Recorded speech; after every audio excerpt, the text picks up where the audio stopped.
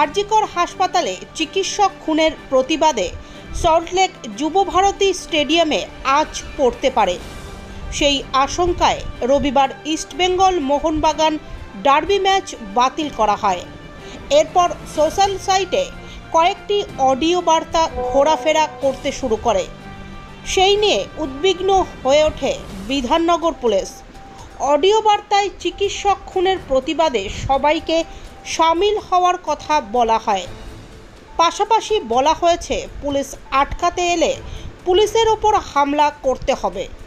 বড়সড় ঝামেলার আশঙ্কায় বিধাননগর পুলিশের ডিসি অনিশ সরকার সাংবাদিক বৈঠক করেন।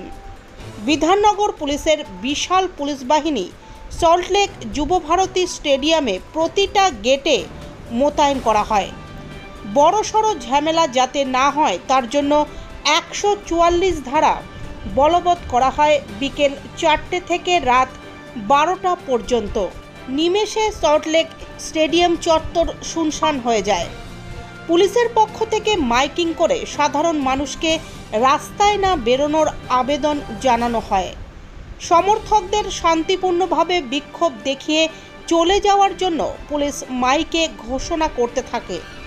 কিন্তু হঠাৎ কাদাপাড়া বাস স্ট্যান্ডের কাছে কলোনি এলাকায় পুলিশ কিছু ফুটবল প্রেমী সমর্থকদের ধরতে গেলে উত্তেজনার সৃষ্টি হয়।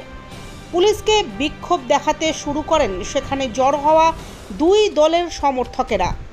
পরিস্থিতি বেগতিক বুঝে পুলিশ মৃদু লাঠিচার্জ করে। এদিকে বাইপাসে বেঙ্গল কেমিক্যাল থেকে চিংড়িঘাটা পর্যন্ত দুপাশে গাড়ি চলাচল স্তব্ধ হয়ে যায়।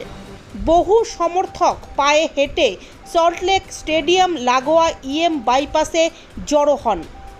এই প্রথম ইস্টবেঙ্গল এবং মোহনবাগান ও মোহামেডান সমর্থকদেরও একসাথে আরজিকরের ঘটনায় প্রতিবাদের কণ্ঠস্বরে উচ্চারিত হতে শোনা যায়, উই ওয়ান্ট জাস্টিস।